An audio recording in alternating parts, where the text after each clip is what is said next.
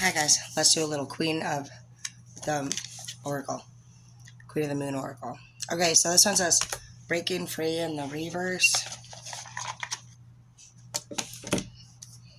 And then at the bottom of the deck we have resistance in the reverse.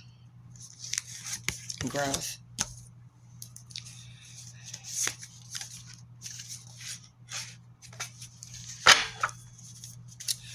Okay. We have redemption. Path in the reverse. Self-love in the reverse. New beginnings in the reverse. And energy shift. Okay. So breaking free in the reverse. Some of you guys are not breaking free of a toxic individual, is what I hear. Individual. It's asking you to please stop being resistant. In order for you to have forward movement and growth, you need to break free of this individual who holds you back. That's not the individual, that's you. You have redemption the moment that you break free. You know who this person is to you. This person does not treat you well. This person does not respect you.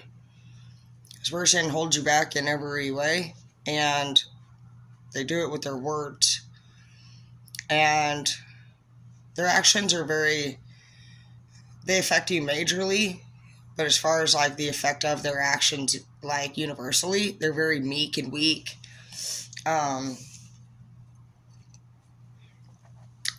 hear that when you follow this person's path, neither one of you follow a path. There is no path to follow when you're following somebody that doesn't know who they are, where they're going, or what they're doing.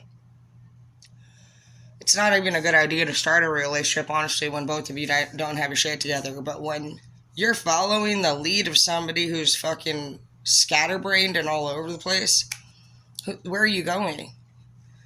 Self-love in the reverse. This person doesn't love himself, and you clearly don't love yourself either, because you love somebody more than yourself. And that's not love. That's not self-love. Love is when you actually stand up for what's right and be a real friend to somebody.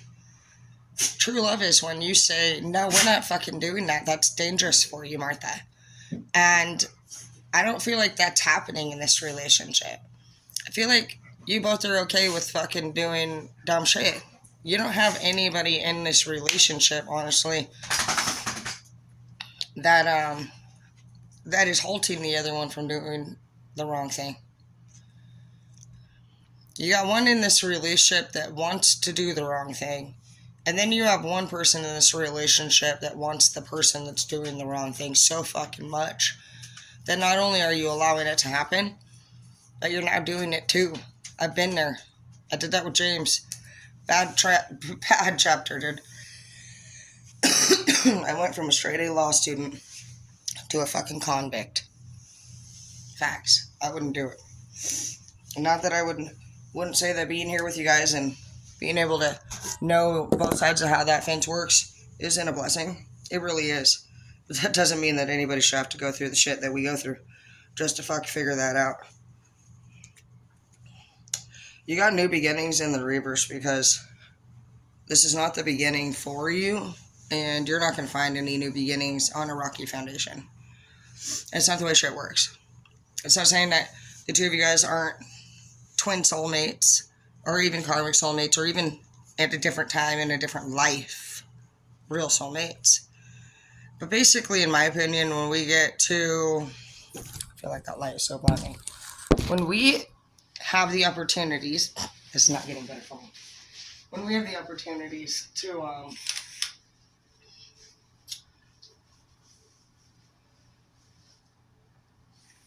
come together in love. And I'm just an angel this morning. This is getting out of control. But when we have the opportunity to come together in love, in my opinion, and we choose to do it in a way that we bring negativity upon this earth and in this lifetime, then we failed the love opportunity in this lifetime. And you're going to feel this major attachment to these people. Like, you're going to feel like that's the fucking love of your life. It's going to feel so intense and so strong. You guys are twin flames, I believe. Because this person is in the card energy shift. And those kind of connections are so fucking deep. It's going to be really hard for you to wrap your mind around why you could feel such strong feelings for somebody and it not be your soulmate in this lifetime. You might even have to wrap your mind around the fact that there's many lifetimes. And as we learn more and more about spirituality and the universal realms, you're just going to start to see how small we are in a big old world. And that there's many dimensions and that there's many lifetimes. And the reason why you come across people in such a strong way is because you probably were together in past lives. You do have purposes, soul purposes. And a lot of times people are just focusing on the 3D itself. And they believe that what they see is what it is, this world. They don't see the 5D. They don't see the bigger picture. They don't see past lives. They don't see future lives. And these are things that you're having wake-up calls to and about. And you're becoming a bigger person. And mentally, spiritually, emotionally.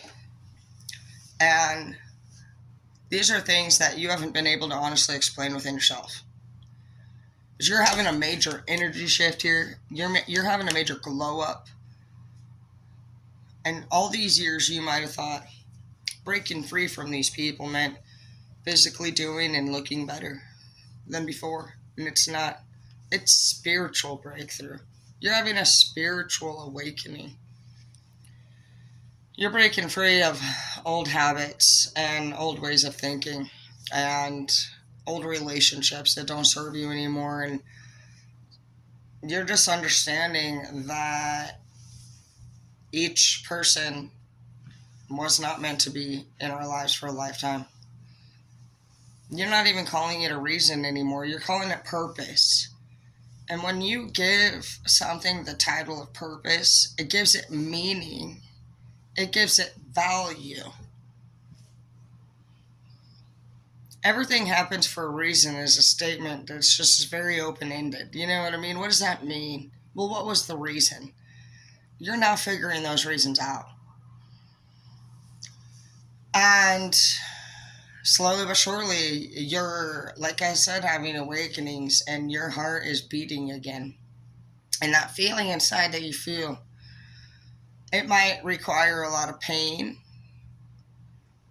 in order to get it to beat again. Because the realizations that you're going to have are going to be painful. They're going to be a lot to take in. Because you might have to realize that some of the people that you've been waiting on for a really long fucking time aren't coming with you on this new chapter, if any. You're going to have to realize that you're right, for sure, about many things that bring great bother to you. But these are the activists that are going to allow you to let go. And once you let go and you release all that extra baggage that doesn't belong to you, you rise up. You do need to cry about anything, honestly, that's bothering you that you need to cry about. Some of you guys don't cry. You refuse to cry. You find it maybe to be a weakness. But it's saying that your new dawn is right around the corner, but not until you have these self-realizations. Do your shadow work. Do your shadow work, which means cry and accept the realizations that your ancestors are bringing forth to your mind, to your eyes, in your life. This is protection. Rejection is protection. And once you realize that, you then experience projection. So, clear your space, dude. You gotta break free of this person. You gotta clear your space, these people. And once you do that, you're coming off as an inspiration to probably all these people that you were so damn scared to leave behind. They'll be following you. But one thing you can at least admit is that you're not interested in following them or their way of life. It's time to break the dynamic of this family.